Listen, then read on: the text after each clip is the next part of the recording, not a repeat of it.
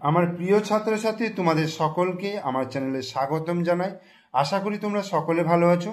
আজকে এই ভিডিওর মাধ্যমে আমরা পড়ব ক্লাস 3 অর্থাৎ তৃতীয় শ্রেণীর দ্বিতীয় পর্যায়ক্রমিক মূল্যায়নের জন্য 2 নম্বর প্রশ্নপত্র। দেখো, একের দাগের যে কোশ্চেনগুলো রয়েছে এগুলো কি বলেছে, সঠিক উত্তরটি বেছে নিয়ে লিখতে বলেছে।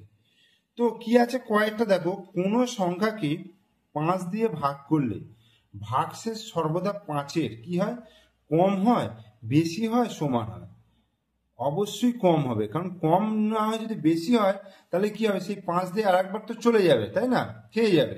তাই সেক্ষেত্রে 5-এর কম হতে হবে। 5-এর কম হলে তখনই ভাগটা শেষ হবে।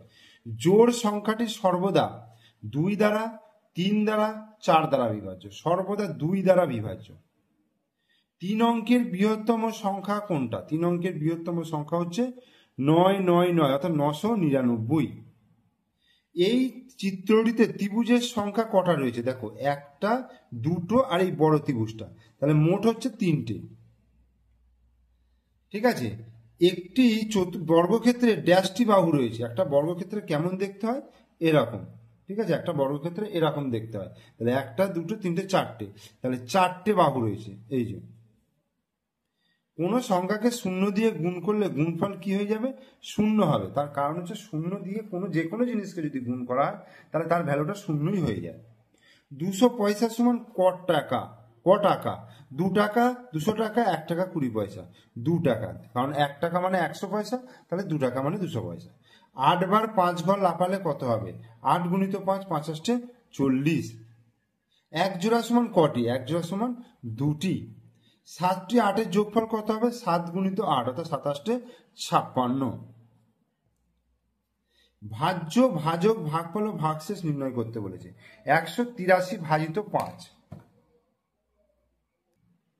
183 ভাজিত 5, 183কে আমি যদি 5 দিয়ে ভাগ করি, দেখো 5 3 15, 5 6 7 8 3 33, 5 6 30, তাহলে কত হচ্ছে? 3। তাহলে এখানে ভাজ্য হচ্ছে কোনটা? 183। 5 হচ্ছে কি? ভাজক। আর ভাগফল কোনটা? 36। আর ভাগশেষ হচ্ছে 3।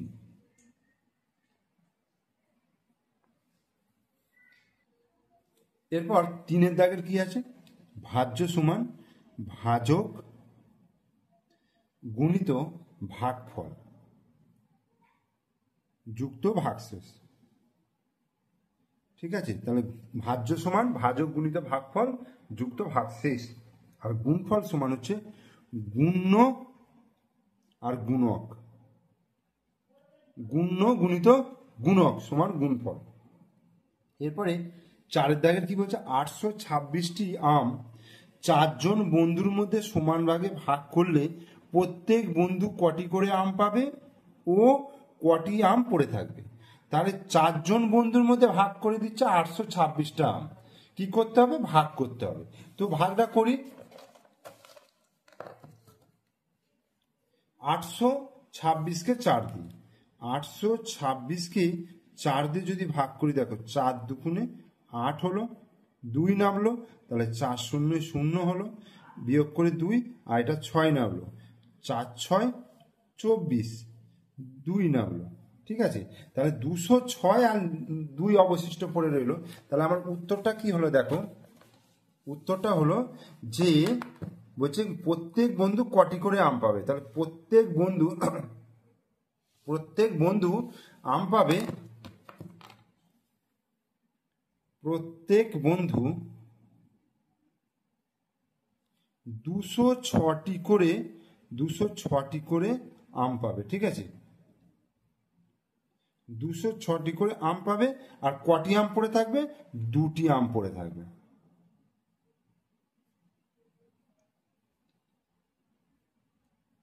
ওকে, এরপর দেখো 5-এর দাগের কি বলছে?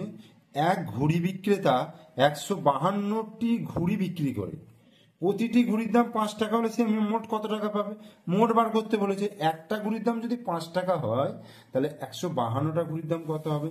তাহলে 152 গুণিত 5, তাহলে আমি এখানে গুণটা করি, দেখো 152 গুণিত 5, তাহলে 5 দুগুণে 10-এর 0, হাতে 1, 5 5-এ 25 আর 1-এ 26-এর 6, হাতে 2, 5 1-এ 5 আর 2 7, তাহলে 760টা ঘুড়ি, 760 টাকা মোট পাবে। সে মোট কত টাকা পাবে? 760 টাকা পাবে, লিখবে সে মোট 760 টাকা পেল। 6টা, দিদিমণি ক্লাসে 285টি খাতা নিয়ে এলেন, প্রত্যেককে 7টি করে খাতা দেবেন, তাহলে কতজনকে খাতা দিতে পারবেন?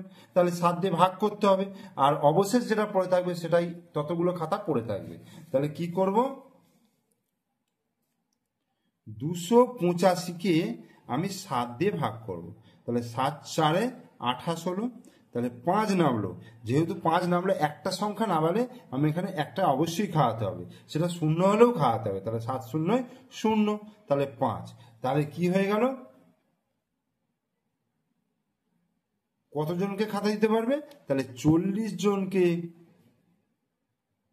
খাতা দিতে পারবেন। আর কটি খাতা পড়ে থাকবে? 5টি খাতা পড়ে থাকবে, 5টি খাতা পড়ে থাকবে। এরপর 7-এর দাগে যোগ ও বিয়োগ করো। দেখো 15 টাকা 20 পয়সা, 10 টাকা 30 পয়সা। এটা কি করবে? দেখো 0 আর 3 আর 2 5, তাহলে 50 পয়সা হলো। আর টাকায় দেখো এখানে 5 হলো আর 1 এর 2, তাহলে 25 টাকা 50 পয়সা হলো। এবার 9 টাকা 70 পয়সা থেকে 3 টাকা 60 পয়সা বিয়োগ, 0 0, 7 থেকে 6 বিয়োগ করলে 1, তাহলে 10 পয়সা, আর 9 থেকে 3 বিয়োগ করলে 6 টাকা। 8-এর দাগের বলছে ভাগ করে ভাগফল ও ভাগশেষ লিখতে বলেছে।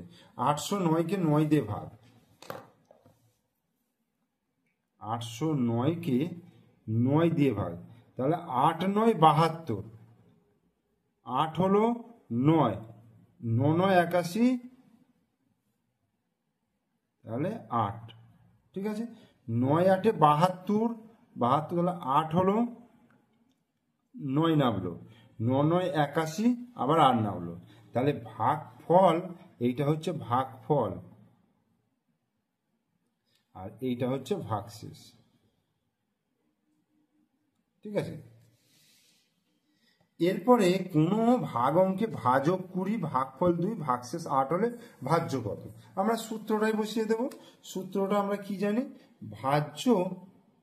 ভাজ্য সমান ভাজক গুণিত ভাগফল যুক্ত ভাগশেষ, ভাজক গুণিত ভাগফল যুক্ত ভাগশেষ। তাহলে ভাজকটা কত? ভাজকটা বলে দিয়েছে এখানে 20, দেখো 20 বলেছে, তাহলে 20 গুণিত ভাগফল হচ্ছে 2, ভাগশেষ হচ্ছে কত? 4, তাহলে 20 দুগুণে কত? 40 হবে, তার সঙ্গে 4 যোগ করলে 44 উত্তর হবে, ঠিক আছে। ভাজ্য তাহলে 44 হয়ে গেল। এরপরে দেখো শূন্যস্থান পূরণ করতে বলেছে।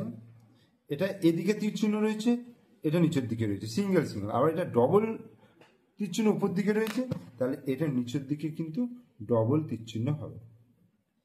এটা দেখো একটা স্টার উপর দিকে তীর চিহ্ন, দুটো স্টার নিচের দিকে তীর চিহ্ন, 3টে স্টার উপর দিকে তীর চিহ্ন, তাহলে 4টে স্টার আর নিচের দিকে তীর চিহ্ন, ঠিক আছে। তাহলে ক্লাস 3-র আমি 2 নম্বর গণিতের প্রশ্নপত্রটা শেষ করিয়ে দিলাম। তোমরা অবশ্যই প্রথম থেকে শেষ পর্যন্ত ভিডিওটা মনোযোগ সহকারে দেখো। ভিডিও ভালো লাগলে লাইক করো, কমেন্টস করো, বন্ধুদেরকে শেয়ার করো। আর আমার চ্যানেলের নতুন দর্শক হলে অবশ্যই চ্যানেলটিকে সাবস্ক্রাইব করে দিও, পাশে থাকা বেল আইকন প্রেস করে দিও।